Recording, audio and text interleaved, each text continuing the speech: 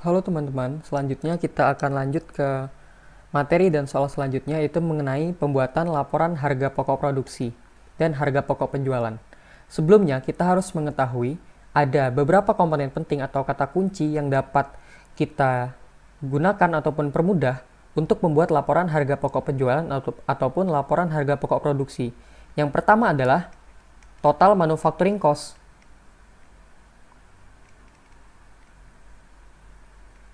Kata kunci pertama adalah total manufacturing cost.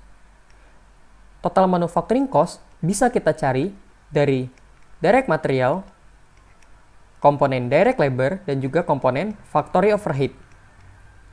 Kata kunci selanjutnya adalah cost of good manufactured ataupun harga pokok produksi.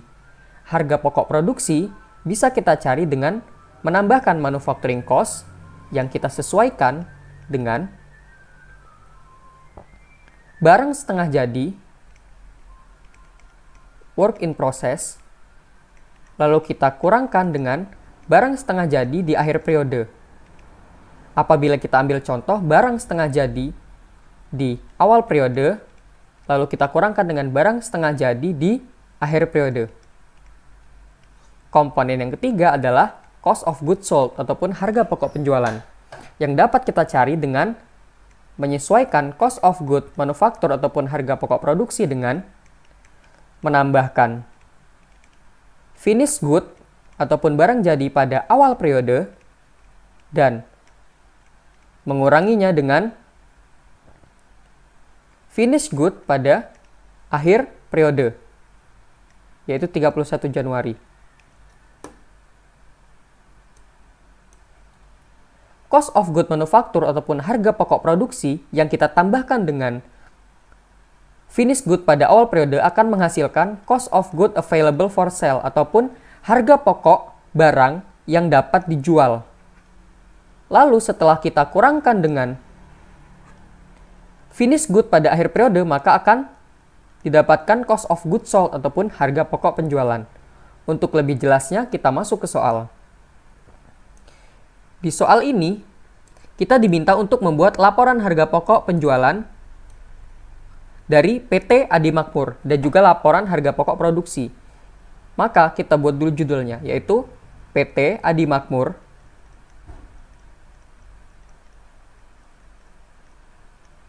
Cost of Goods Sold Statement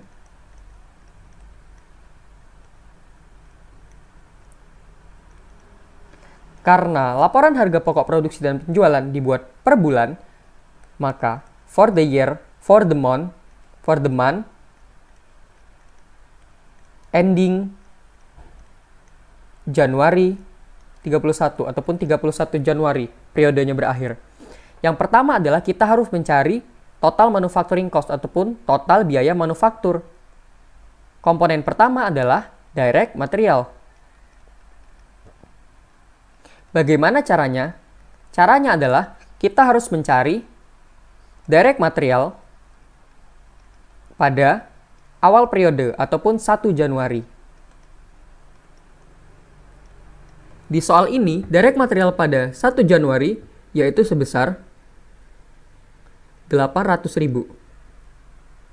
Kita tuliskan 800.000. Selanjutnya, ternyata PT Adi Makmur membeli bahan baku langsung, yaitu sejumlah 10 juta. Pembelian bahan baku langsung menambah direct material, yaitu purchase, sejumlah 10 juta. Sehingga hasilnya dari direct material pada awal periode ditambah dengan pembelian akan menghasilkan material yang siap digunakan ataupun materials available for use, sejumlah 10.800.000. Selanjutnya adalah kita kurangkan dengan direct material pada akhir periode pada tanggal 31 Januari, yaitu sebesar 500.000.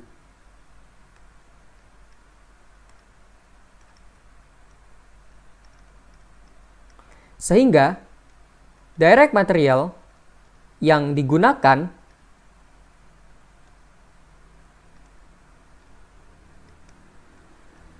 adalah 10.800.000 dikurangi dengan 500.000, yaitu 10.300.000. Selanjutnya, dari komponen direct material, kita masuk ke komponen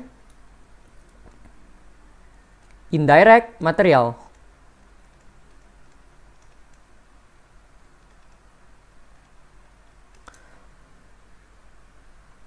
Maaf, maksudnya adalah komponen direct labor.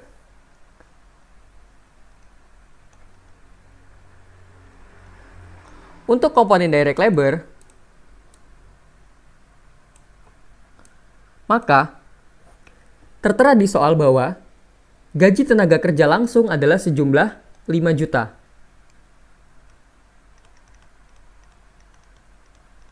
Selanjutnya baru kita masuk ke factory overhead. Nah, untuk menganalisis biaya apa saja yang termasuk dalam biaya overhead pabrik, maka kita harus memasukkan segala biaya yang berkaitan dengan pabrik dan mengabaikan biaya yang tidak berkaitan dengan proses produksi.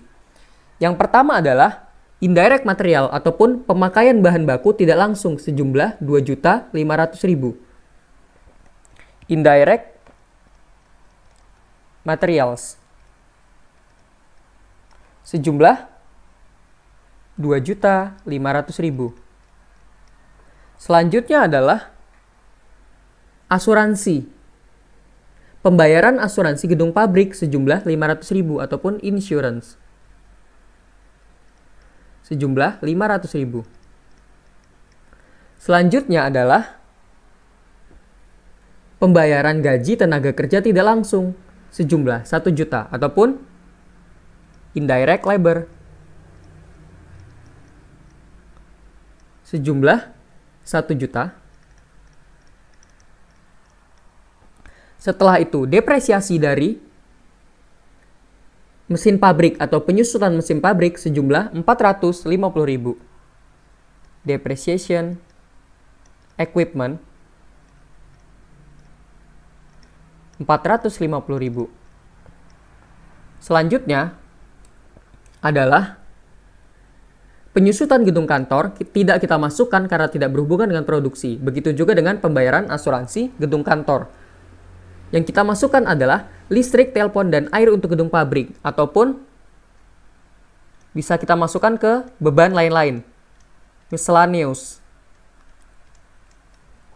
Sejumlah untuk pembayaran listrik, telepon, dan air sejumlah 1.250.000. Dan juga depresiasi dari gedung pabrik sejumlah 1.500.000.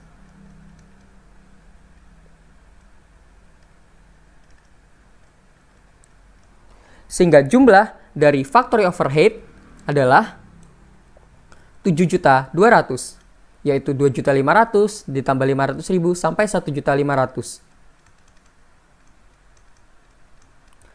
Selanjutnya, maka kita akan menemukan total manufacturing cost ataupun total biaya produksi.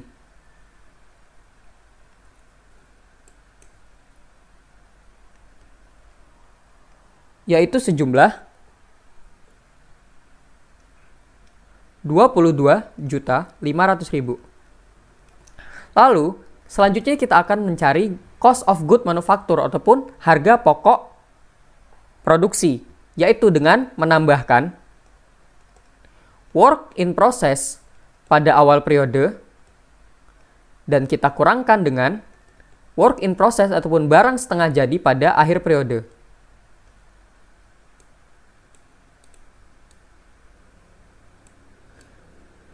Work in process pada tanggal 1 Januari adalah sejumlah 1 juta. Sedangkan barang dalam proses pada tanggal 31 Januari adalah sebesar 500.000. Sehingga cost of good manufactured ataupun harga pokok produksi adalah 23 juta. Setelah kita menemukan harga pokok produksi yaitu sejumlah 23 juta, selanjutnya kita akan menambahkannya dengan barang yang jadi pada awal periode yaitu pada tanggal 1 Januari sejumlah 4 juta. Harga pokok produksi apabila kita tambahkan dengan barang jadi pada tanggal 1 Januari, maka akan didapatkan cost of good available for sale ataupun harga pokok produksi yang siap dijual ataupun harga pokok barang yang siap dijual, yaitu sejumlah 27 juta. Dan yang terakhir adalah kita kurangkan dengan barang jadi pada akhir periode, finish good pada akhir bulan, yaitu 31 Januari, yaitu sebesar barang selesai akhir, yaitu 7 juta.